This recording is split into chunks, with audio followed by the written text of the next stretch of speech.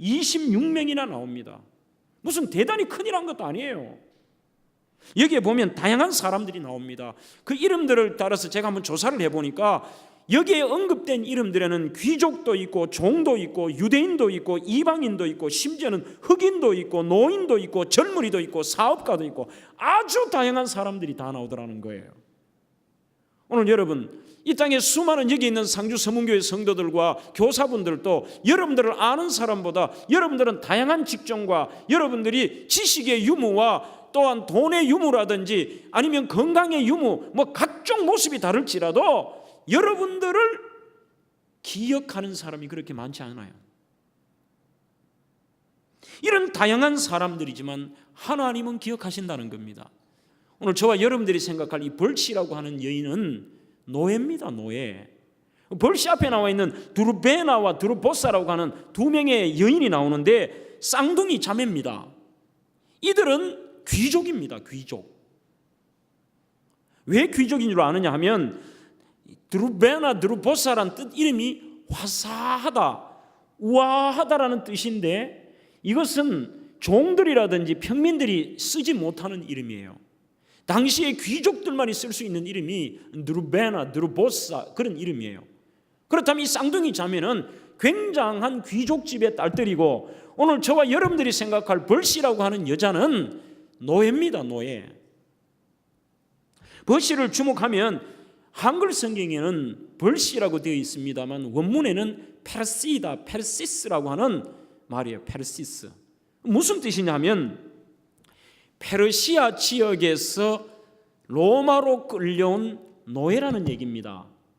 그러면 왜 페르시스라고 부르냐 하면 여러분들이 생각하는 이 벌시, 페르시스가 사람 이름이 아니에요. 잘 이해가 안 되시면 여러분들은 대부분 이해하실 거예요. 이렇게 제가 표현하면 저는 고향이 안동이니까 우리 어머니는 안동시 남선면 출신이에요. 그러면 동네 사람들이 늘 뭐라고 부르는가 하면 안동에 사실 때는 늘 우리 어머니 보고 이렇게 불러요. 남선떼기, 남선떼기 그래. 대구 오니까 우리 어머니 보고 늘 이래요. 안동떼기, 안동떼기 그래. 그 안동떼기라는 말이 이게 벌시라는 얘기예요. 페르시아 떼기라는 얘기입니다.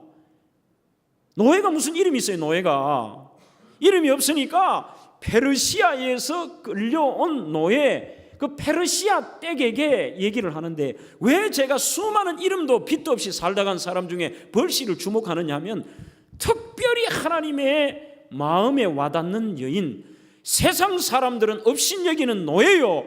사람의 이름조차 없었던 여인이지만 바울은 주의 종은 기억하고 하나님이 기억하시더라는 겁니다. 이것도 어떻게 기억하느냐 하면 앞부분을 제가 한번 읽어볼게요. 10절부터 그리스도 안에서 인정함을 받은 아벨에게 문안하라. 아리스토블로의 권속에게 문안하라. 내 친척 헤로디온에게 문안하라. 나기수의 가족 중에 주 안에 있는 자들에게 문안하라. 그 다음에 나오는 것이 12절에 주 안에서 수고한 두르베나와 두르보사에게 문안하라. 이 귀족인 두르베나와 두르보사도 참 수고를 교회 안에서 많이 했던 여인들입니다. 한데 벌시는 이렇게 얘기해요. 말이 많이 붙어 있어요. 주 안에서 많이 수고하고 사랑하는 벌시에게 문안하라. 그렇게 얘기를 합니다. 많이 주님 안에 살았고, 이게 한글 성경에 보면 주님 안에가 수고했다라고 받는 것 같은데 크게 세 가지예요. 벌시는 주님 안에 살았던 여자, 벌시에게 문안해주고, 참 많이 수고했던 벌시에게 문안하고, 참 사랑받았던 여인 벌시에게 문안하라는 거예요. 여러분, 이렇게 하나님은 우리의 사람의 평가와는 조금 다른, 하나님은 이름 없이 빚도 없이 살다간 이 땅의 많은 분들을 주님은 기억하고 계십니다. 우리 교사들 가운데 참 시골교회에서 아이들 한둘을 붙잡고 한둘 중에 한 놈은 말썽도 지기고 말도 안 듣고 이래도 안 되고 저래도 안 되는데 하나님 앞에 기도하며 몸부림치는 그 교사, 내가 이게 뭐 하는 거예요? 폼도 안 나게 하지만 여러분 꼭 기억하세요. 하나님은 아시고 계신다는 거예요. 하나님은 아신다. 이게 우리에게는 소망입니다. 제가 어릴 때에 우리 어머니가 늘 잘 부르던 찬양이 꼭 저의 손을 붙잡고 우리 아버지가 애를 먹이고 힘들면 꼭 교회 1층 기도실에 가서 아무도 없는 데서 혼자 그렇게 우셔요.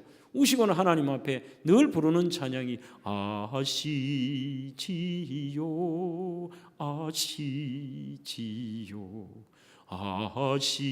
아시지요 주님.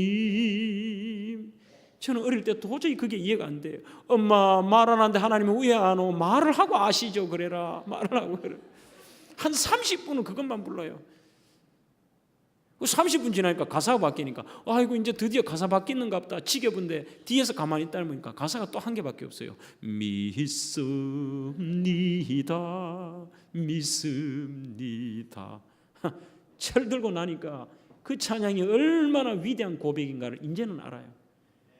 세상의 모든 사람들이 모르고 옆에 있는 남편도 모르고 친척도 모르고 가족도 모르고 교회의 성도도 모르지만 하나님은 내 형편과 처지와 고통 아시지요? 아시지요 주님. 그게 믿음이 위대한 믿음 아니에요? 하나님은 아신다는 거예요. 그 다음에는 이러한 삶의 고난과 형편 어려운 것 하나님이 듣고 언젠가는 해결해 주실 줄로 나는 믿습니다. 믿습니다. 이게 두 가지가 위대한 믿음인 거예요. 여러분 오늘 본문의 이 벌시를 통하여 저희들이 깨달을 수 있는 세 가지는 가장 먼저 어떤 인생이든 간에 반드시 평가받을 시간이 있다는 얘기예요. 여러분 이 땅에서 우리가 어떻게 살든 무슨 큰일을 한 사람만 평가받을 것 같습니까? 아니면 목회자만 평가받을 것 같고 중직자인 장로님들만 평가받을 것 같아요? No!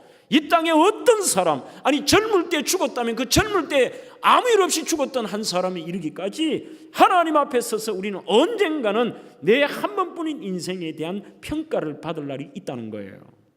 그 평가가 물론 사람의 평가 이것도 중요합니다. 사람이 죽고 나면 사람들도 다 평가를 해요. 그 사람에 대해서 어떻게 살았느냐 그분에 대한 평가를 보면 다 알지요.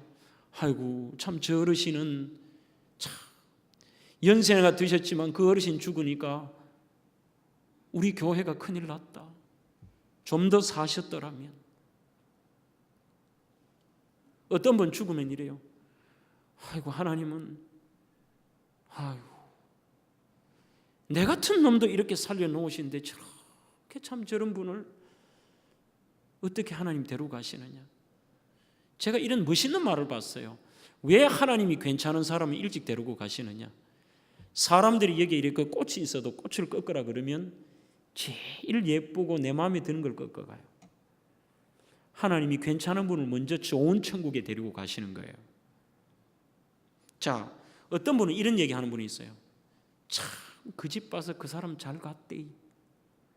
아이고 그동안 얼마나 가족을 힘들게 했나. 참 저 인간 잘 갔다.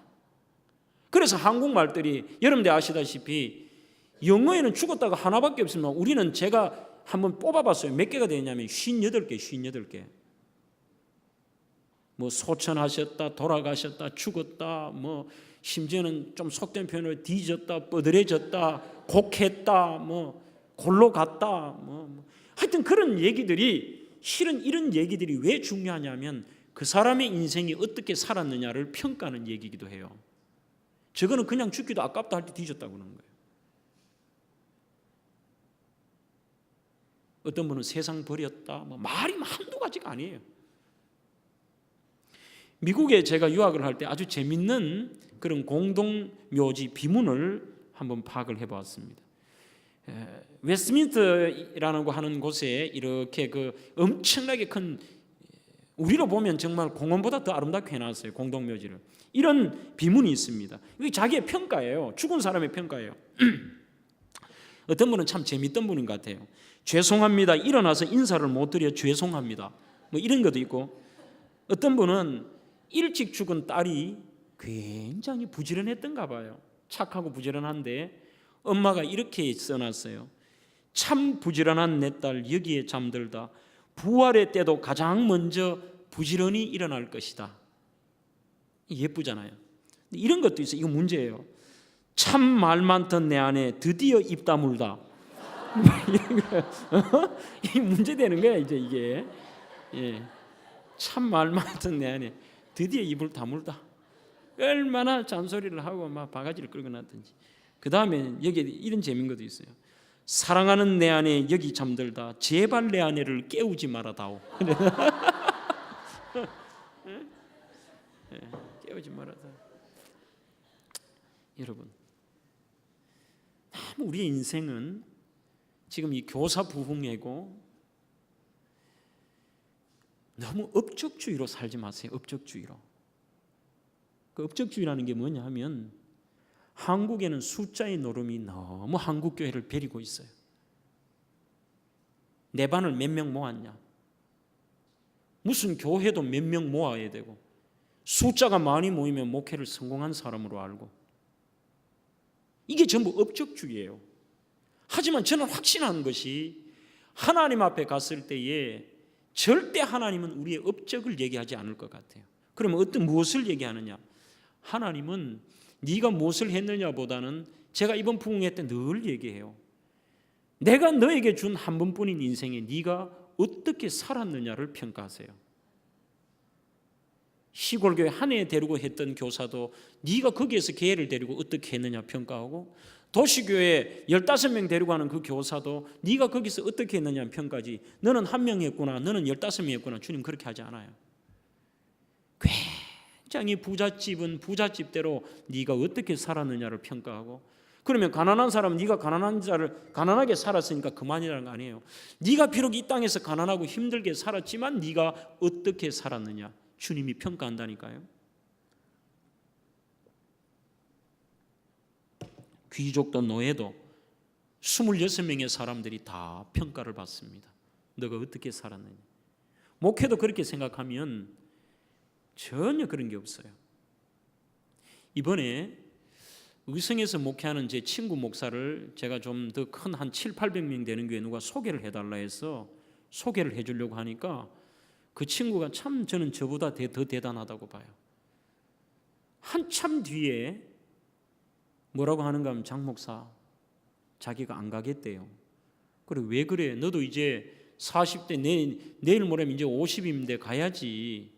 너 한 해 이제 지내버리고 그래 한두 해 지나가 50 달아버리면 힘든 거야 하니까 그 친구가 이렇게 얘기해요. 전에 장 목사가 하나님 앞에 설 때는 네가 얼마나 많은 숫자 모았냐가 아니고 네가 어떻게 했느냐인데 내가 이 교회 온 지 5년 됐는데 아무리 생각해도 하나님 생각하기 기뻐하시지 않는 것 같아.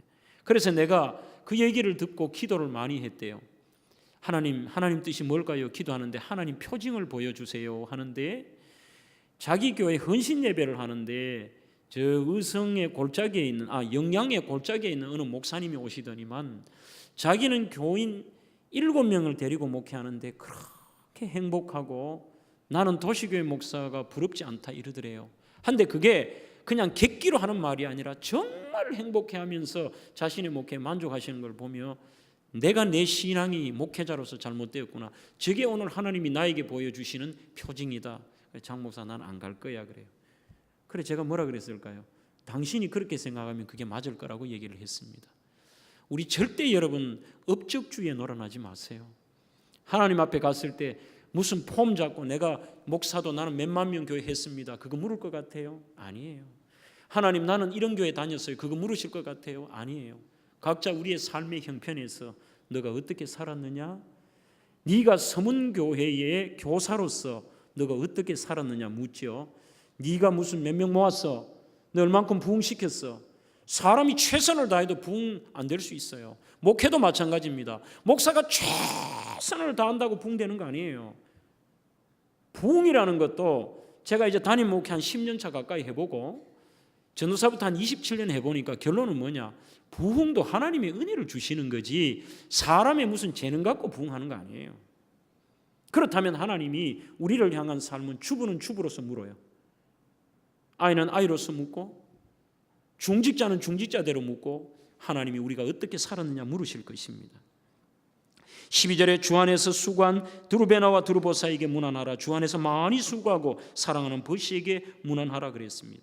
정말 이 벌씨는 빛이 없고 폼이 안 나고 아무것도 아닌 것 같아도 그는 정말 열심히 산 여인, 어떻게 살았느냐의 답에 대해서 잘 살았던 여인입니다.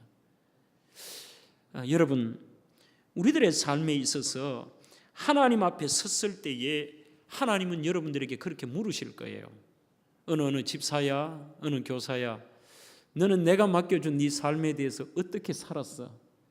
그럴 때 우리는 주님, 세상적으로 나는 폼도 안 나고 이름 없이 빚도 없지만 나는 주님 뜻대로 멋지게 나는 그렇게 살지는 못했지만 최선을 다해 살려고는 노력했어요. 그때 주님은 그러실 거예요. 잘했다. 저희 교회에 수년 전에 어느 한 여집사님이 돌아가시는 걸 보면서 저는 참 하나님의 평가에 대한 생각을 해보았습니다.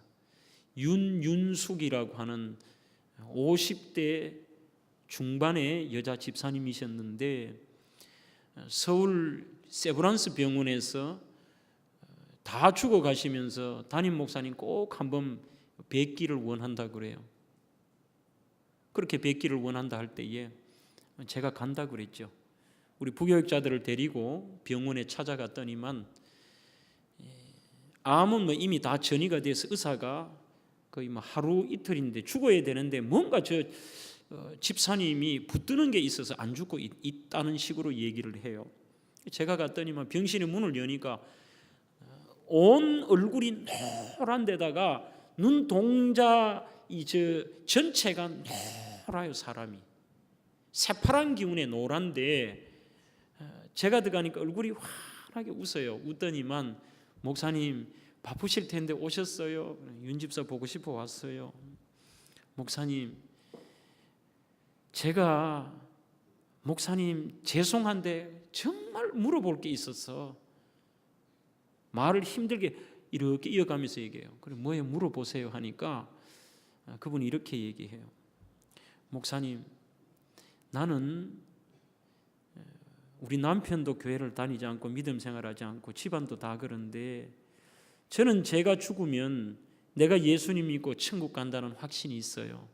한데 불안한 게 하나가 있는 게 제가 죽으면 우리 집에 누구도 예수를 안 믿기 때문에 분명히 자기 장사를 그냥 제사 지내고 온갖 이런 식으로 하고 심지어 불교식으로 지나고 고향이 전라도인데 전라도 거기 가서 또 이상한 짓거리를 해가면서 그 종가의 산에다 자기가 묻을 텐데 그런 자기가 유교와 불교식이 혼합된 이런 잘못된 장사를 지내면 내가 혹시나 이게 구원받는 데 지장이 있을까? 하나님이 어떻게 생각할까? 이게 불안해하는 건 거죠. 아는 분들은 괜찮지만 잘 모르는 분들은 그렇게 오해할 수도 있는 거예요. 그때 제가 윤 집사의 손을 잡고 이렇게 얘기를 했습니다. 집사님, 그거는 아니에요. 이미 이게 우리 성도들의 위대한 점입니다. 자기의 죽음 앞에서 목사와 죽음 얘기를 할 수 있다는 거. 집사님, 오늘 금방 지금 당장 집사님이 죽어도 하나님은 집사님을 보는 게 아니라 집사님이 믿는 예수님의 보혈의 공로를 보고 우리 집사님은 이미 죽음의 순간에 그 영혼은 하늘나라 주님의 곁에 천국에 가고 우리 집사님의 육신도 예수님 재림하실 날에 제일 아름답고 지금과 같은 이런 약한 몸이 아니라 가장 건강하고 제일 예쁜 모습으로, 이게 사람이 없어진 육신 가지고 재료 가지고 하나님이 만든 게 아니라 천지 만물을 말씀으로 만드신 하나님이 화장을 하든, 제가 그랬어요. 집사님 나중에 남편이 화장회가 그리 가든 아니면 거기 가가 유교식으로 해가지고 불교식으로 해가 매장하든 아무 상관없어요. 나중에는 여기 썩어 문드러져 사라지고 땅으로 사라진 걸 재료 가지고 주님이 만든 게 아니고 하나님의 능력으로 가장 새롭고 건강한 모습으로 부활하는 거야. 그리고 죽은 다음에 남편이 별짓거리 다 해도 그거는 집사님과 아무 상관없으니까 그 걱정하지 말고 우리 예수님 믿고 평안하게 가는 거라고 얘기했어요. 그 다음에 두 번째, 목사님, 나는 천국 가서 예수님 앞에 섰을 때 걱정이 된대요. 그게 뭐냐 하니까 나는 예수님은 믿었는데 내가 교회를 위해서 예수님을 위해서 내가 한 게 아무것도 없어요 그래요. 그 집사님이 어떻게 살았는가 저는 알아요. 애가 아들 둘에 딸 하나인데 그중에 큰 아들은 서울대학교를 나왔고 둘째 아들은 성균관대를 나오고 셋째 딸도 뭐 제가 학교를 정확히 모르는데 다 명문학교를 나오고 애들이 다 잘 됐는데 엄마가 남편에게 구타당하고 상상할 수 없는 삶의 고통 속에서 그 아이들을 키우려고 몸부림치고 밤에는 병원에서 요양보호사를 하고 낮에는 식당 쫓아가고 잠도 못 자고 늘 눈이 벌겋해서 그래도 예배 1시간 드리려고 교회 예배당에 오면은 몸의 육신을 이길 수 없어서 한마디라도 목사님 말씀 들으려고 쳐다보면 못해. 육신이 연약하니까 눈이 감기는 거예요. 그걸 내가 누구보다도 잘 알거든. 그때 내가 이 말을 했어요. 집사님, 걱정하지 마. 다 하나님은 사람들에게 준 사명이 있는데 집사님들은 그런 골치 아픈 남편하고 문제 있는 가정에서 애들 3명 반듯하게 키우는 게 집사님 사명이야. 예수님이 뭐 했나 묻거든. 집사님 애들을 위해서 집을 위해서 고생하고 그러면서도 교회 오셔가지고 11조 한 번 안 빠지고 예배 한 번 안 빠지려고 몸부림치는. 그래서 어떤 다른 사람 일을 해주면서도 자기가 예배 안 빠지려고. 물론 예배 시간 나서 졸지요. 내가 그걸 아니까 이 얘기를 했어. 윤 집사님 오늘 돌아가시거든. 예수님이 묻거든. 집사님이 가정을 위해 애들 위해 고생한 손바닥을 보여줘. 집사님의 손을 보여주면 하나님이 잘했다 그럴 거야. 집사님 그게 사명이었어. 집사님 잘한 거야. 왜 아무 일도 안 했어? 주님 아세요. 주님 나는 우리 아이들을 위해서 이렇게 살다 왔어요. 그럼 되는 거야. 목사님 그런 거예요? 그럼 숨을 막 헐떡거려.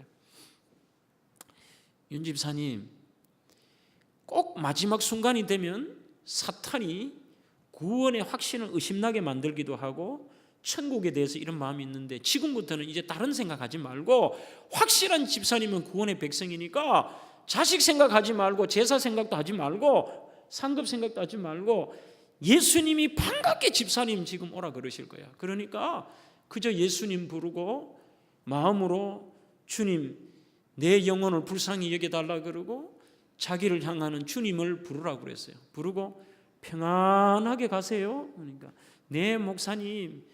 그래서 제가 이렇게 나왔어요. 신방을 하고 나오는데 나가는 저를 보고 숨을 헐떡거리며 이래요. 목사님 내려가실 때 어디로 가셔요? 이래요. 어디로 가기는 목사 마음대로 가지. 목사님 충부 저리로 가서 영동 타고 충부로 가시면 좀 빨리 가실 거라 이래. 그래서 그래 알았어요. 그 다음 말을 뭐라고 하는지 아세요? 목사님 고마워요. 천국 가서 만나요. 하고 그래.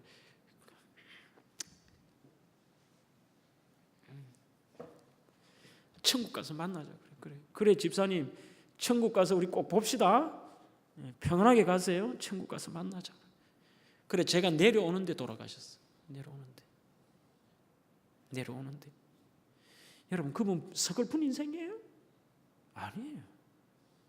이름 없이 빚도 없이 지지리도 매일 남편에게 얻어 터지고 한 번의 예배도 제대로 드릴 수 없어도 이 땅에서 자기 자신에게 하나님이 주신 사명을 잘 살다가 노력하다 가신 거예요. 여러분 포함 안 나면 어때요? 지금 우리 한국교회 교회들마다 왜 문제가 생겨요? 전부 폼 잡으려고 그러는 거야. 자기 기득권 행사하고 당에서도 큰 소리 내고 재직회에서도 큰 소리 내고 내가 무슨 뭐 대단한 것처럼 다 하나님 앞에 가서 평가받는다니까요.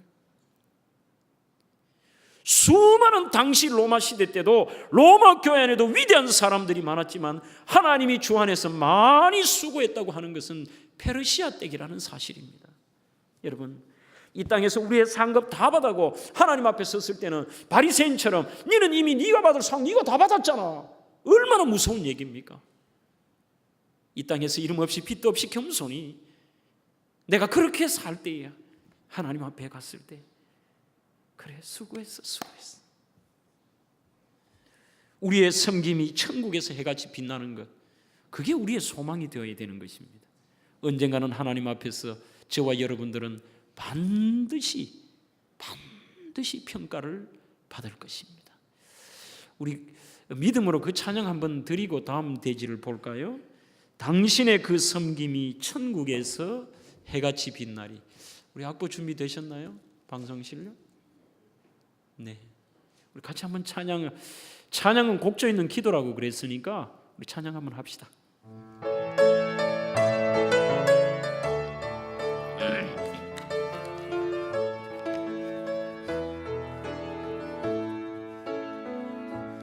당신의 그 섬김이 천국에서 해같이 빛나리. 당신의 그 겸손이 천국에서 해같이 빛나리. 당신의 그 믿음이 천국에서 해같이 빛나리. 당신의 그 충성이 해같이 빛나리. 주님이 기억하시면 우리는 족합니다. 주님이 기억하시면 족하리. 예수님 사랑으로 가득한 모습, 천사도 흠모하는 아름다운 그 모습, 천국에서 해같이 빛나. 당신의 그 순종이, 당신의 그 순종이 천국에서 해같이 빛나리. 당신의 그 사랑이, 그 사랑이 천국에서 해같이 빛나리. 당신의 그 헌신이, 당신의 그 헌신이 천국에서 해같이 빛나리. 당신의 그 헌신이, 한 번 더 합시다. 그 헌신이 천국에서 해같이. 우리는 주님이 기억하시면 족합니다. 주님이 기억하시면 족하리. 불타는 사명으로 가득한 모습, 천사도 흠모하는 아름다운 그 모습, 천국에서 해같이 빛나리. 주님이 기억하시면 족합니다. 주님이 기억하시면 족하리. 예수님 사랑으로 가득한 모습, 천사도 흠모하는 아름다운 그 모습, 천국에서 해같이 빛나. 천국에서 해같이 빛나리. 천국에서 해같이 빛. 우리 옆에 분에게 축복할까요? 천국에서 해같이 빛나리. 천국에서 해같이 빛나리. 할렐루야. 이게 우리의 꿈이에요. 꿈. 이것을 아는 분은 이 땅에 좌절하지 않습니다. 두 번째 벌씨는 늘 주 안에서 살았던 여인이었습니다. 수고하고 믿음으로 수고해도 주 안에서, 믿음도 주 안에서, 삶도 주 안에서. 이 주한다고 하는 것은 굉장히 중요합니다. 인생을 살아도 주 안에 산다는 것은, 김남준 목사의 이름 없이 빛도 없이라고 하는 책에 보면 이런 글이 있습니다. 우리 주변에서 종종 하나님을 섬기다가 낙심하는 사람을 보곤 한다. 그들이 낙심케 되는 가장 중요한 이유는 그들의 시선이 주님이 아니라 사람을 향해 있기 때문이다. 그렇게 쓰고 있어요. 이 모든 문제가 속상하고 자존심 상해하고 힘들어하고 이런 것들도 가만 보면 그 시선 자체가 사람에게 고정되어 있다는 거죠. 주님의 뜻. 바울 서신에서 제일 많이 나오는 단어가 뭐냐면 바로 주 안에라는 말입니다. 헬라어로 엔퀴리오라고 하는 말. 영어 성경 번역에는 in the Lord, in Jesus Christ, 예수님 안에서, 예수 그리스도 안에서, 주님 안에서. 이게 가장 많이 나오는 단어예요. 뭘 해도 주님 안에서, 뭘 해도 주님 안에서. 그렇다면 우리가 너무 포괄적이니까 오늘 다 다룰 수는 없고, 과연 바울이 얘기한 주님 안에서의 삶의 1번이 뭐냐면 그는 기쁨과 감사가 주님 안에서의 삶이에요. 빌립보서 1장부터 4장까지 우리는 빌립보서를 기쁨의 서신이라고 얘기를 합니다. 그는 빌립보서를 썼을 때 그가 로마 감옥에 갇혀 있습니다. 정확하게 말하면 가택연금이 되어 있는 거예요. AD 62년에서 63년경에 가택연금을 당하고 67년에서 68년은 진짜 감옥 안에 갇혀 있죠. 62년에서 63년경에 가택연금을 당했었는데 몸은 지금 움직이지도 못하고 언제 죽을지 모르는 사람이 늘 하는 얘기가 뭔 얘기하느냐? 여러분 주 안에서 기뻐하십시오. 내가 다시 말하노니 기뻐하십시오. 나는 지금 기쁘다는 겁니다. 무슨 기쁠 게 뭐 있어요? 기쁠 게. 주 안에서의 삶의 가장 큰 특징은 기쁨과 감사한 겁니다. 벌씨가 이렇게 어렵고 힘든 노예 생활과 섬김의 생활과 뒤에서 늘 사람들을 접대하고 수고하는데 인상 찡그려가면서 내 인생이 왜 이러냐, 한많은 내 인생, 어쩔 수 없지 뭐, 이게 아니라는 거예요. 뭘 해도 기쁨과 감사로 주 안에서 살아가는 거죠. 과거에 영국 황제 루이스가 민정시찰을 간다고 이렇게 시골 마을을 가니까 자기는 매일 구중궁궐 안에 있어도 맨날 첫날 근심 걱정에 웃을 일 한 번 없고 마음에 기쁨이 없는데 시골길에 어느 농부 한 분이 옷도 완전 나무란 게 다 떨어진 거 입고 다리를 한쪽에 이렇게 절더래요. 절면서 밀농사를 이렇게 지고 있는데 노래를 막 신나게 부르고 있더래요. 저 양반이 무슨 노래인가 보니까 그러니까 이래 부르더래요. 세상 사람 날 부러워 아니하여도 나도 역시 세상 사람 부럽지 않네. 성령 충만 받은 것을 생각할 때에 할렐루야 찬송이 저절로 나네. 황제가 물어봐요.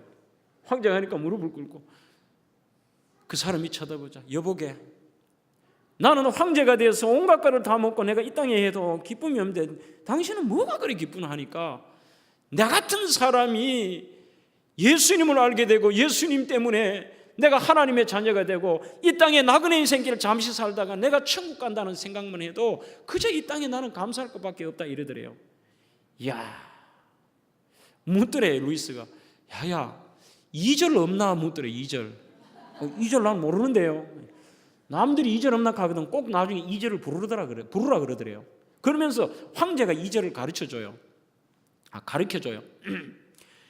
세상 사람 날 부러워 아니하여도 영국 황제 루이스가 날 부러워해. 이제 꼭 그래 불러라. 내가 네가 부럽다는 거예요. 네가.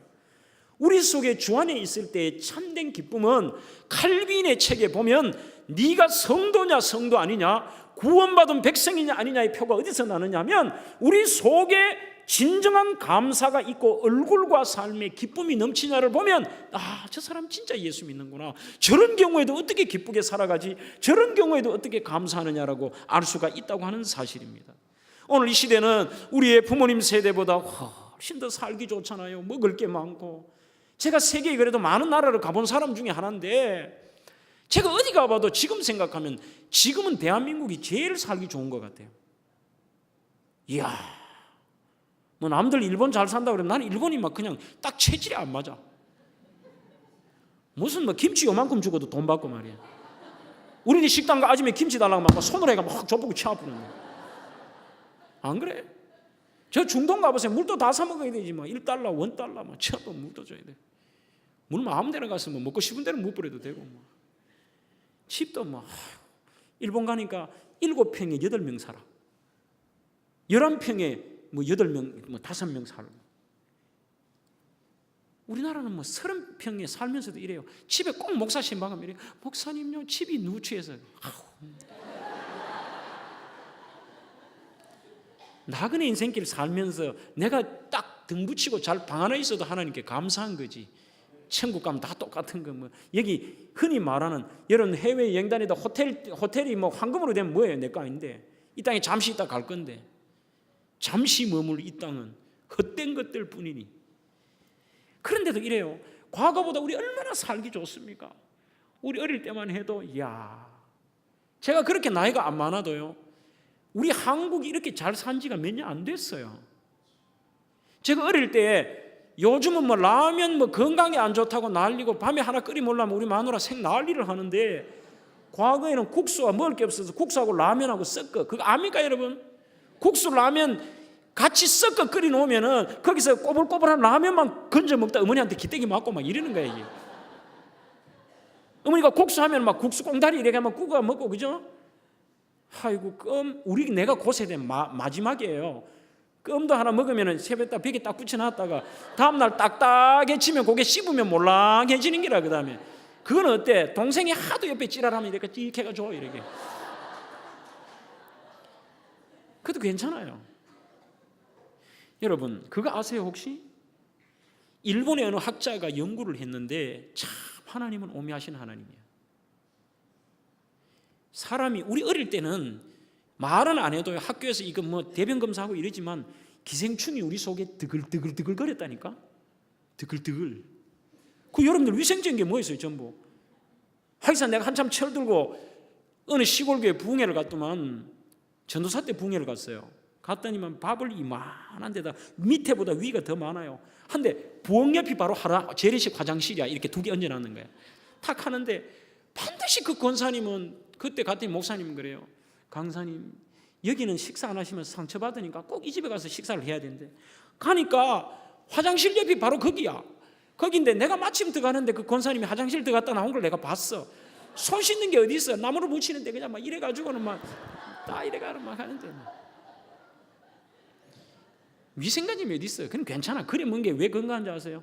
너무 젊은 부부들 애들 깨끗하게 키우면 그 애들 망하는 거예요. 적당히 체내비도 흙도 먹고 이래야 돼.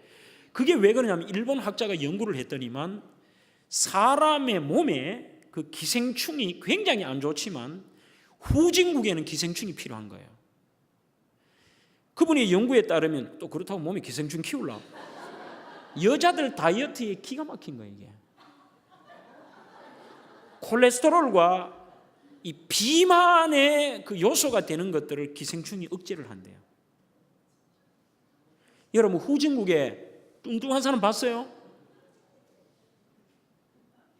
그 다음에 그 기생충이, 특히 촌충, 그분이 얼마나 대단한 분인가 하면, 제가 이름을 적어 놨는데 이분의 이름이, 여러분 궁금하신 분 한번 찾아보세요. 또 갑자기 못 찾겠네. 그분이 어떻게 자기 몸에 촌충을 키웠대요. 촌충은 큰 거예요. 그래가면서 연구를 한 거예요. 기생충과 촌충이 있으면 알러지가 없대요. 여러분, 그 알러지는 우리가 잘 살고 생긴 병이에요. 저도 지금 코가 시원찮잖아요. 옛날에 뭐 좀에 먼지 있다고 전부 알러지라고 코 막 난리 나고 막 지금 이래가 다니고 막 얼굴 벌겋고 눈 벌겋고 막 매일 코 딱 나요. 옛날 애들 먼지 지금의 수백 배요. 집에 여러분들이 방문 열고 보통 때는 안 보이는데 햇빛이 이렇게 쫙 들어보면 먼지 구데이라, 먼지 구데이. 그래도 괜찮은 거예요. 이게 전부 기생충들이. 그래 하나님이 거기에 맞게 해주시는 거예요. 뭐 우리가 이렇게 잘 산 데가 오래됐다고 막 깔끔 떨고 뭐 대단한 척하고, 그것까지는 괜찮아. 지금의 가장 큰 문제는 하나님이 그렇게도 우리 부모님의 세대가 하나님이 이 땅에 굶지 않게 해주세요, 잘 살게 해주세요, 내 후손들이 잘 살게 해주게 해서 하나님이 이만큼 잘 살게 해주셨는데, 문제는 잘 살고 나니까 우리 속에 오히려 그때는 어렵고 힘들어도 교회 나와서 믿음 생활하는 게 그렇게 기쁘고, 삶이 어렵게 살다도 교회만 그저 마음이 기쁘고 감사가 넘치고 하는데, 요즘은 점수 감사 건덕지인데도 그저 꾸리하게 귀하게 해가지고 이렇게 사람들이 물어요. 우리 교회도 어느 권사님은 얼굴도 예쁘장하게 생긴 권사님이 제가 부임하고 한 번도 웃는 걸 본 적이 없어요. 늘 새처럼 하게.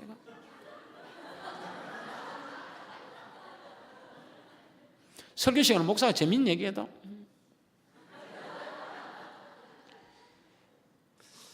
그래 한 번은 그랬어요. 권사님 예수 믿고 구원받고 권사님 얼굴도 그렇게 예쁘고 뭐 감사 건덕지구만 뭘 그리 인상 써요. 그저 웃고 기쁨과 감사로 사세요 하니까 그 권사님 말을 이래 해요. 목사님요 기쁠 건덕지가 있어야 기쁘지요. 그래. 기쁠 건덕지가 있어야 기쁘냐 물어요. 말하는 게 아들 셋인데 하나는 장가 간데 40 넘은 아들 두 아들 아직 장가도 못 가고 절에 있지요. 영감은 맨날 첫날 그 남편 되시는 연세 드신 집사님이 예식장 앞에서 이렇게 아이들 장난감 이런 걸 파시거든요. 그러니 꼭 보면 예식은 주일날 많이 있지 않습니까? 주일날 있다 보니까 주일을 또 안 지키고 남편이 그거 나가요. 나가니까 그것도 마음에 안 들고 애들도 마음에 안 들고 몸도 한 번씩 팍 이래요. 목사님요 기쁠 건덕지가 어디 있는겨? 몸도요 안 아픈 데가 없니다 이래요. 여러분 안 아픈 데가 없는 거는 건강한 것이지.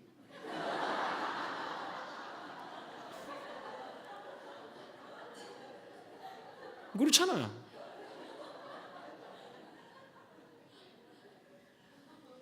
안 아픈 데가 없다는 건 온몸이 아직도 감각이 살아있는 거야 이게. 그리 다 아픈 거야 이게. 진짜 아픈 건 감각이 없다니까요. 자기도 모르게 가버리는 거야 이게. 마비가 되고 막 온몸이 아직도 안 아픈 게 없는 거는 기계도 한 70년 쓰고 나면 이렇게 고쳐가며 살고 막 주사 나가며 살고 이런 거지. 그래 살다 하나님 앞에 가는 거지. 안 아픈 게 없다고 그러면 그때도 이거 건강한 몸을 원하십니까? 막 이러고 다닐 거야 그러면? 그건 아니야. 그건 아니라는 거지. 그래 하루는 내가 저분을 어떻게 기쁘게 해드릴까 싶어서 에라이 내가 마음 먹고 하자 싶어서 꽃다발을 이만한 걸 하나 샀어요. 사주 권사님 교회 오는 거를 확 가면서 무릎을 꿇고 내가 꽃을 가지고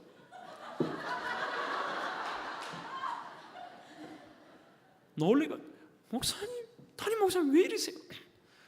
내가 오늘 꼭 권사님 내가 기쁠 건덕지 하나 만들어 주려고 내가 담임 목사가 프로포즈 하듯이 이렇게 꽂주는 게 어디 있는겨? 탁 주고 내가 확 안으면서 웃고 사서 이러니까 내가 7년 만에 봤어요.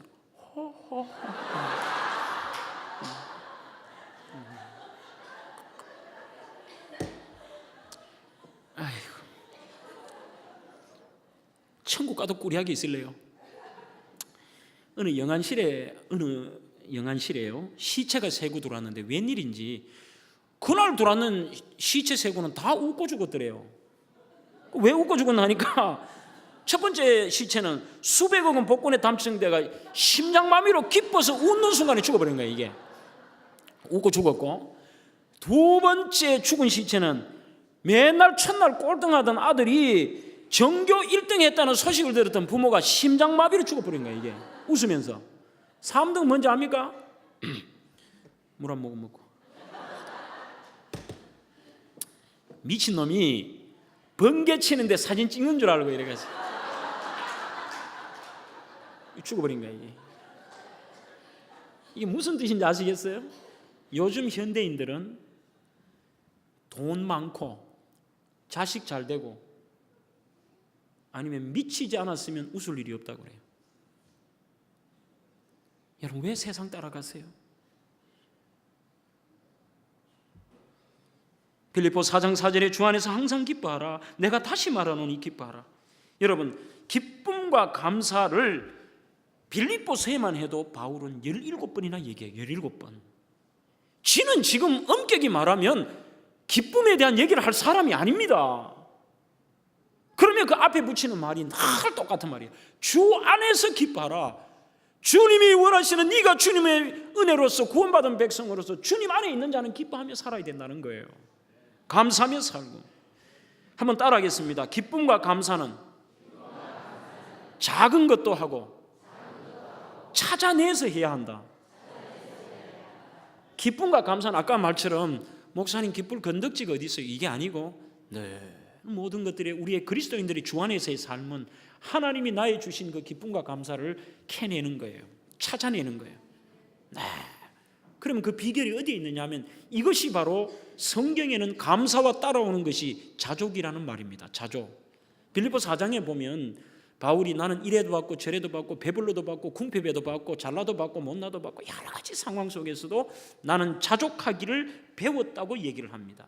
여기서 자족하기를 일체의 비결 4장 11절로 12절에서 나는 자족하는 일체의 비결을 배웠다는 말이 헬라어로 엠마돈이라고 하는 얘기예요. 엠마돈. 엠마돈이라는 말이 무슨 얘기냐면 달인이 됐다는 뜻입니다. 달인.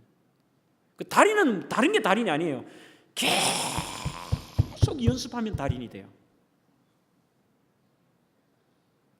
어떤 사람은 나는 성격이 긍정적이고 나는 이게 아니라는 거죠. 예수 믿는 사람. 나는 워낙 소심해서 나는 우울증이 좀 있어서 나는 어때서가 이게 아니라 우리들의 성도의 삶에는 끊임없이 하나님의 뜻이 항상 기뻐하라 쉬지 말고 기도하라 범사에 감사하라 이는 그리스도 예수 안에서 너희를 향하신 하나님의 뜻이라 그래요. 그 뜻이라는 게 영어 성경에는 God's will입니다. will. 하나님의 강력한 의지예요. 강력한 의지. 우리가 기쁘게 사는 것 이게 주님의 뜻입니다. 주 안에서 사는 것. 건덕지가 있어서 그런 게 아니에요. 찾아내라도 억지로라도 해야 되는 거예요. 이게. 그럼 어떻게? 에마돈 끊임없이 반복 연습하고 연습하고 또 연습하고 해보고 계속하는 거죠. 찾아냈다 반복했다 이것이 바로 에마돈입니다. 지금 벌씨는 그렇게 살아간 거예요. 요즘 말로 하면 그렇게 하지 않겠어요? 나는 태어나는 신분부터 노예로 태어나서 내가 감사할 건덕지가 어디 있노? 내가 기쁠 건덕지가 있노? 여기 와서도 예수 믿고 나니까 날 누가 알아주나? 또 뭐 저거 두루베나야 두루보사 같은 거 열심히 하긴 하지만 굳이 내가 안 해본 사람이 뭐 하겠나? 뭐 내가 해야 되지 뭐. 내 인생은 평생 이렇다. 이게 아니에요. 내가 섬길 수 있는 기회 주신 하나님께 감사하고 아직도 건강 주신 하나님께 감사하고 막 다 찾아내는 거예요. 이게 바로 우리가 하는 에마돈이에요. 연습하고 사람이 똑같은 환경에도 하나님이 주실 때는 그것이 우리에게 얼마나 감사거리인지 몰라요. 여러분 장창수 목사 키가 커요 작아요? 작아요. 예. 내가 제일 부러운 사람 중에 하나가 70 넘는 사람이야. 나는 하여튼 68이에요. 68. 장교 생활한다고 처음에 학사장교 인간한다고 하니까 왜 군대는 그런지 몰라. 학교는 작은 애부터 앞에 서고 큰 애가 뒤에 서는데 군대는 큰 놈이 앞에 서고 작은 애가 뒤에 서거든. 인간식 때 우리 어머니가 오더면 아들을 못 찾아요. 하도 작아가. 그런데 제가 키가 작은 것에 하나님께 정말 감사한 경우가 하나가 있었어요. 군대에서. 보기는 요래 작아도 수색 중대장 출신이거든요. 아주 센 부대에 있었어요. 수색 중대장 하면서 특수훈련을 받는데 장교들만이 모여서 특수훈련을 받는데 이게 수색, 매복, 도피, 탈출 나중에 공수훈련, 유격의 공수훈련까지 다 받아요. 그렇게 훈련에 센 훈련을 받는데 기초 공수를 하면서 훈련 중에 병사들이 제일 고통스러운 훈련 중에 하나가 뭐냐면 목봉체조예요. 목봉체조. 이 목봉체조가 뭐냐면 기름을 매긴 나무 전봇대가 굉장히 무거운데 그거를 병사들이 이렇게 들고 여러분들 아마 TV에서 보셨을 거 아니에요. 이렇게 자 구호했으면 뭐 우리는 하나 이렇게 하는데 거기에다 한 번씩 애를 매기면 교관이 그 위에 올라타요. 얼마나 무거워요 그거를 막 하는데 애들이 얼마나 그게 허리를 막 다치는 애들도 있어요. 워낙 힘드니까. 그게 그래서 애들이 지옥의 목봉체조라 그래요. 한번 하고 나면 하루 종일 그거 하고 나면 애들이 전부 저녁에 이렇게 다녀요. 이렇게. 나는 일주일 내내 목봉체조만 하면 좋겠어. 손을 뻗어도 손이 안 닿아. 큰 놈이 번쩍 들어버리니까 이거는 뭐 남이 막 이러고 주아 우리 하나다 인상 쓴다고. 신나다. 이거 한 일주일 하면 좋겠어. 다 하나님은 공평하신 하나님이야. 찾기 나름이야. 우리들이 왜 기쁨과 감사가 하지 않느냐? 하나님이 나에게 주신 분복을 찾아나가면서 감사하는 게 아니고, 사람은 자꾸 그거는 하나님 기준도 아닌 자기 기준으로 비교를 해요. 옆에 있는 저 교사, 옆에 있는 저 집사는 그런데 나는 왜 이러지? 저는 저런데 나는 왜 이러냐? 목회도 저 목사는 저런데 나는 왜 이러냐? 늘 비교하는 거예요. 하나님이 지금의 현실에 나에게 주신 것들을 감사하고, 이게 자족이죠. 그 다음 내 삶의 모든 여건에서 감사와 기쁨의 거리들을 찾아내는 거예요. 처음에 제가 유학을 마치고 한국에 오니까 차가 없었습니다. 미국에서는 제가 혼다 아코드라고 하는 차를 타고 닛산 알티마라는 그래도 괜찮은 차를 탔어요. 그렇게 타고 한국에 오니까 가난한 사람 다시 총신을 가서 학교를 다니는데 방도 없고 그냥 무작정 막, 그때는 한국이 제가 좋아서 집사람 미국의 안정적인 생활을 버리고 다시 나는 총신하고 한국에서 목회한다고 들어온 거예요. 들어오자 방도 없으니까 처갓집에 방 하나 없고, 다시 총신도 늦은 나이에 다시 총신 1학년부터 들어가서 공부를 하지요. 차도 없으니까 늘 버스 타고 다니고 이렇게 하니까 얼마나 힘이 드는지요.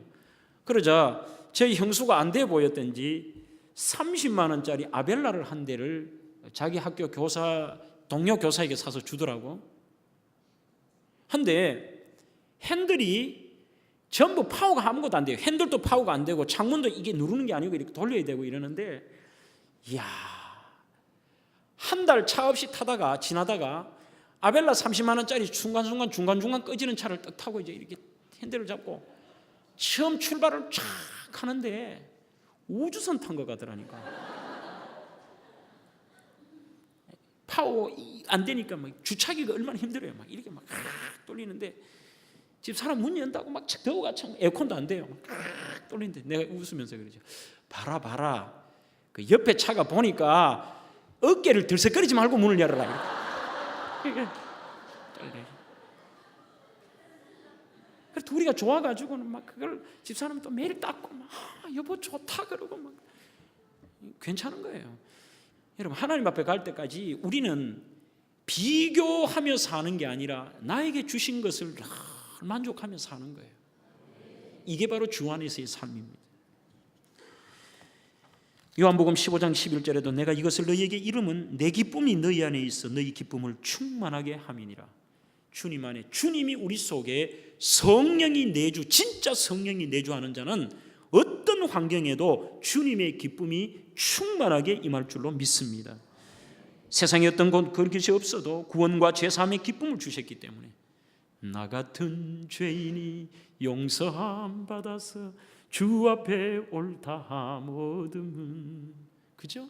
확실히 믿기는 어린 양 예수의 그 피로 속죄함 얻었네. 얼마나 기쁜 거예요. 나 같은 죄인이 구원받았다는 거예요. 진짜 그 구원의 확신이 있으면 그거 하나만으로는 어떤 경우도 기뻐할 수 있는 거예요. 왜냐고 물으면 빙그레 웃지요. 이게 된다니까. 일단 오늘 본문의 내용처럼 내가 어떤 인생의 고난의 길을 가도 하나님은 아신다. 그분이 나와 함께 하신다는 기쁨입니다. 시편 23편 4절에 내가 사망의 음침한 골짜기로 다닐지라도 해를 두려워하지 않을 것은 주께서 나와 함께 하십니다. 그 다음에 세 번째는 성경의 로마서 8장 37절에 그러나 이렇게 되어 있습니다. 그러나 앞에 보면 온갖 고난들이 다 언급되어 있어요. 쫙 된 다음에 하는 말이 그러나 이 모든 일에 우리를 사랑하시는 이로 말미암아 우리가 넉넉히 이긴다는 겁니다. 좀 더 쉬운 말로 모든 일에 고난이라고 생각하고 어렵지만 시간 지나고 나면 합력하여 선을 이루시는 하나님, 나쁜 것을 좋게 만드시는 하나님, 이유가 있으신 하나님의 모든 삶이에요. 우리에게 주신 삶이에요.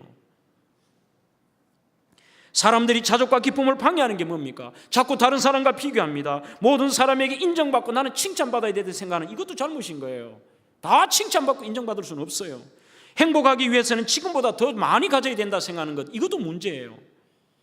원하는 것은 다 해야 된다. 절대 여러분들 원하는 거 다 할 수 없습니다. 그게 인생입니다. 고통은 아무도 모르고 나만 당한다는 생각 때문에 투덜거리고 원망하고 좌절하지만 아니요, 하나님은 아시잖아요.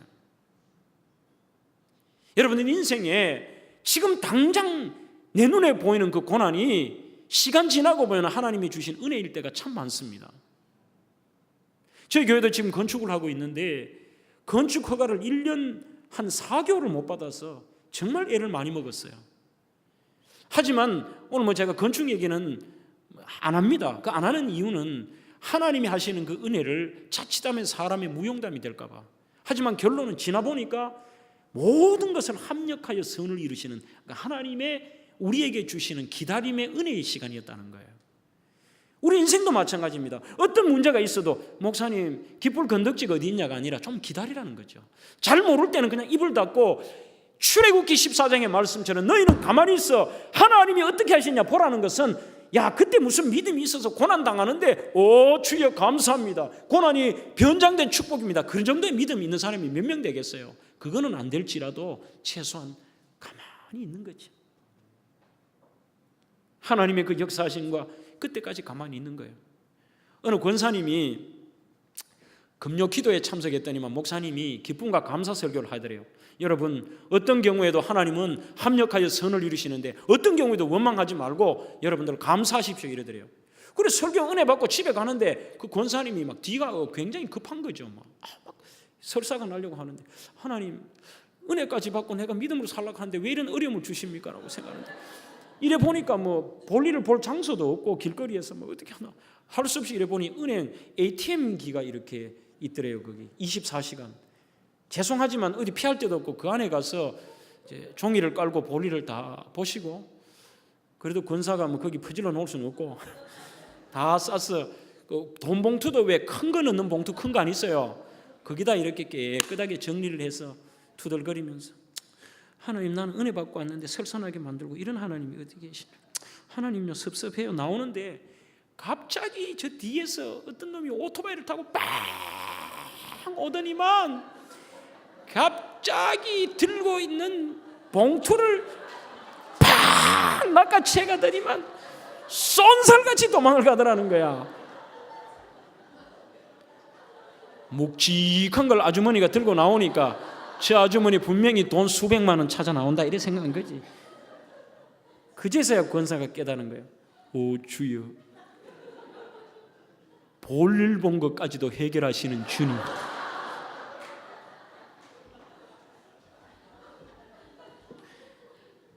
저는 눈이 선해요. 아마 벌씨는 절대로 그 초대 로마 교회에서 인상 쓰며 찡그려가며 깃불 건덕지 없이 그런 게 아니라 참 찬양 불러가며 내 삶에 주어진 인생의 그 길들을 기쁨으로 달려갔다는 거예요. 우리 한번 따라할까요? 문제없는 사람은 없습니다. 기쁨은 나의 몫입니다. 빌립보 1장 18절에도 나는 기뻐하고 또한 기뻐하리라. 2장 18절에 이와 같이 너희도 기뻐하고 나와 함께 기뻐하라고 말씀하고 있습니다. 여러분 그 다음에 이 벌씨는 첫째는 주안이고 두 번째는 많이 수고했다고 되어 있습니다. 이것이 헬라어는 이렇게 되어 있습니다. 폴라에 코피아센이라고 되어 있는데 외우기 좀 좋습니다. 많이 수고했다는 말이 뭐냐면 코피아센, 코피 터지게 했다는 얘기예요. 코피 터지게. 코피아센. 헬라어 외우기 쉽잖아요. 이거는 코피아센, 코피 터지게 이런 거예요. 까짓 한 번뿐인 인생 하나님 앞에. 하지만 여기에서 폴라에 코피아센이라는 말이 과거형입니다.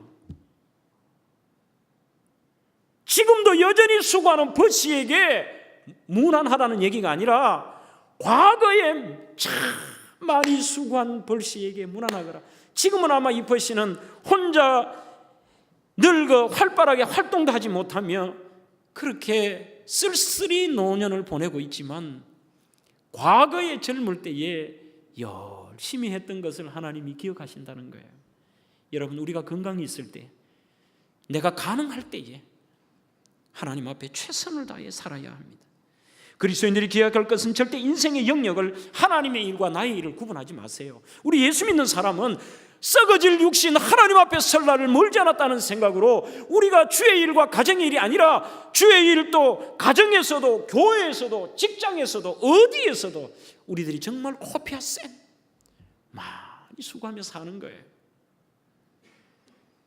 최선을 다해 그렇게 죽을 만큼 수고하다가 그렇게 살다가 짧고 유한한 이 땅의 인생길을 마감하고 주님 앞에 영원한 영생복락을 누려야 되죠. 오늘 저는 여러분들에게 짧은 동영상을 하나 보여드릴까 생각을 합니다. 미국의 캐서린 린치라고 하는 여성분의 이야기입니다. 저는 그분의 영상을 실제 미국의 그 인터넷 다 뒤져서 제가 저걸 만든 거예요. 만들었는데 키가 75cm,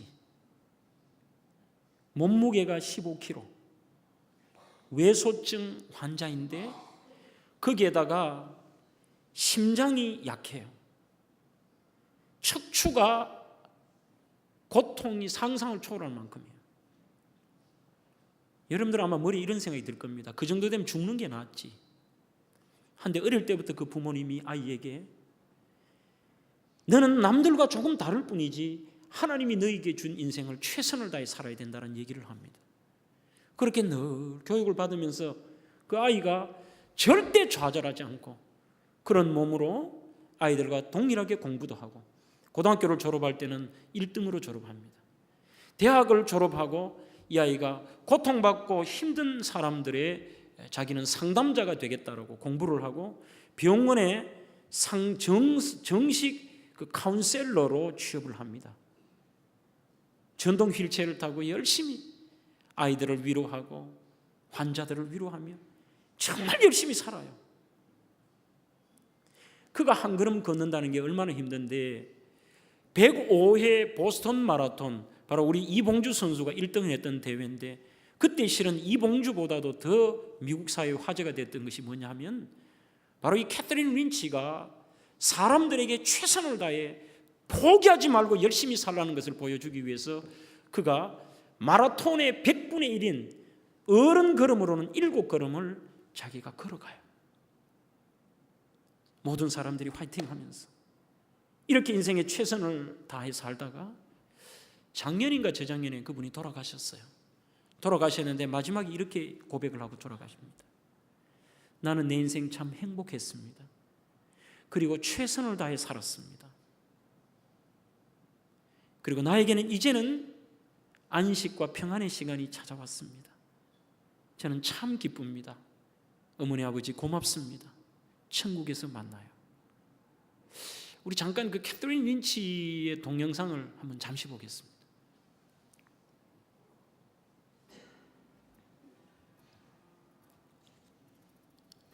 지금 전동차 타고 가는 분이에요. 이 졸업식장에 지금 수석 졸업생으로 지금 자기가 연설하러 나가는 거죠.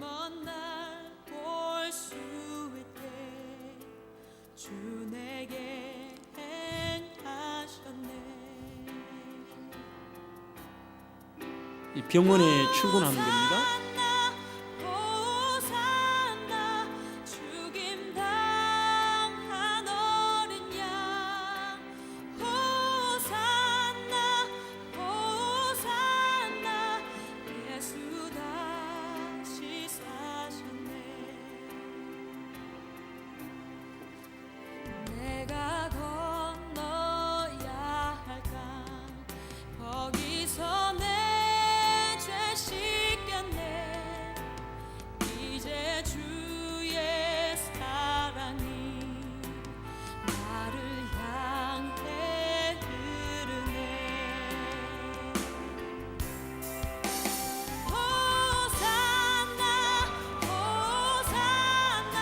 네, 이 보스턴 마라톤 대회죠.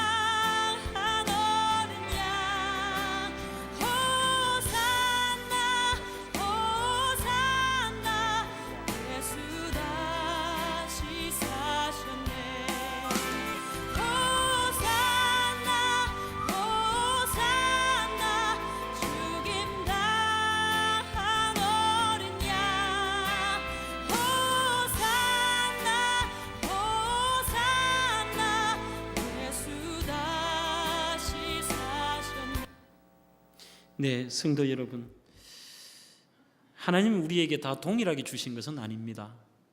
어떤 분은 건강함을 주셨고 어떤 분은 지혜를 주셨고 어떤 분에게는 재능을 주셨고 어떤 분은 우리의 눈으로는 아무것도 주시지 않은 것처럼 보일 수도 있습니다. 하지만 신약성경 마태복음 14장에 보면 제자들이 괴로이 노를 젓다가 주님을 만났다고 했는데 우리는 인생길이 아무리 어려워도 우리에게 주어진 인생을 괴롭고 힘들지만 노를 저어야 합니다. 최선을 다해 가봐야 됩니다. 주님 앞에 섰을 때 아마 주님은 캐티를 향하여 캐트린 잘했어, 열심히 살다 왔어, 그렇게 얘기하실 거예요. 마지막으로 벌시는 사랑하고 사랑받으며 산 인생이었습니다. 12절에 보면 사랑하는 벌시에게 문안하라 하는데 이건 한글 번역에 조금 문제가 있는 것 같습니다. 사랑하느니라 번역된 텐 아가페 텐이라는 말이 정확한 번역은 사랑을 받는 벌시에게 문안하라는 뜻이에요. 이게 무슨 얘기냐면 내가 바울이 사랑하는 벌시에게 문안하라는 말이 아니라 모든 사람들에게 사랑을 받는 벌시에게 문안하라. 괜찮은 인생이죠. 누구로부터? 첫째 벌시는 하나님으로부터 사랑받는 여인이었습니다. 지도자인 요즘으로 말하면 목회자에게 사랑받는 여인이었습니다. 모든 동력자에게 사랑받는 여인입니다. 일반인들에게도 그렇습니다. 이것은 바로 한마디로 벌시의 인격이 어떠했느냐를 알 수가 있습니다. 어떤 사람을 보면 열심도 있고 아는 것도 많은데 사람들에게 독선적이고 상처를 주는 사람이 있습니다. 어떤 사람은 헌신도 많이 하고 헌금도 많이 하고 열정도 있는데 꼭 교만하고 남들에게 손가락질 당하는 사람이 있습니다. 이거는 잘못된 거예요. 사랑을 받는 것이 베드로전서 4장 8절에도 무엇보다도 열심으로 사랑할지니 사랑은 허다한 죄를 덮는다고 얘기합니다. 우리들의 인생에 여러분들은 얼마만큼 사랑을 받고 사십니까? 저는 이유는 하나라고 생각합니다. 벌시가 사랑을 했기 때문에 그가 수많은 사람들에게 진심 어린 사랑하는 삶을 살았기에 모든 사람이 페르시아에서 온 한 여종 노예 벌시를 다 사랑했다는 거죠. 여러분들은 어떤 사랑을 받으시나요? 서문교회 어느 집사님 하면 그저 가슴 따뜻하고 좋은 거예요. 어느 교회 어느 장로님 하면 생각만 해도 그 장로님이 따뜻하고 고개가 숙여지고 이게 바로 텐 아가페 텐. 많은 사람들에게 이유 없는 무조건적인 사랑을 받는 여인. 우리는 그것이 기도의 제목이 되어야 할 것입니다. 주님, 내가 그동안 그렇게 하지 못했다면 여러분 늦다고 생각할 때가 제일 빠를 때예요. 오늘 저는 여러분들에게 한 가지 이야기만을 드리고 말씀을 맺겠습니다. 남아프리카 공화국에서 실제 있었던 일입니다. 당시에 남아프리카 공화국에는 지금도 아직은 상존해 있죠. 인종차별이 굉장히 심합니다. 옛날에는 거의 인간 취급을 하지 않죠. 바로 그럴 때에 흑인 교회에서 목사님이 신문에다 광고를 냅니다. 또 교인들에게 광고를 합니다. 광고의 내용은 이번 부활주일 때는 자기가 가장 고맙게 생각하는 분, 사랑하는 사람의 발을 씻겨드리자. 그 운동을 펼친 거예요. 한데 당일날 부활절이 되었을 때에 흑인 교회에 수많은 사람들이 깜짝 놀랄 만한 인물이 나타난 거예요. 그분이 누구냐 하면 바로 차기 남아프리카 공화국의 대법원장 내정자였던 올리버라고 하는 판사였습니다. 백인 판사였습니다. 백인이 흑인교회에 나타났다는 것만도 대단한데 대법원장 내정자가 나타나니까 교회가 술렁거리고 난리가 난 거예요. 그러자 예배를 마치고 저분이 왜 왔냐고 사람들이 의구심을 가지는데 자기가 정말 고맙고 사랑하는 사람에게 발을 씻겨주고 싶었기 때문에 왔대요. 그게 누구냐고 물으자 바로 우리 집의 하인으로 있는 흑인 마르다 포트윈이라고 하는 70이 넘은 할머니 노예의 발을 씻기고 위해서 온 거예요. 왜 그러냐 물으자 나는 우리 아이들이 어릴 때부터 마르다 포트윈이 우리 아이들의 발을 정말 정성을 다하여 아이들의 발을 씻기고 저 아이들이 양육하는 것을 나는 보았습니다. 정말 마르다 포트윈이 없었다면 우리 아이들은 저렇게 자라지를 못했습니다. 내가 진짜 예수 믿는 사람이라면 나는 마르다 포트윈의 그 사랑에 어떻게 갚아야 되는데 갚을 길이 없었고, 그래도 이거라도 내가 발을 씻기고 싶다는 거예요.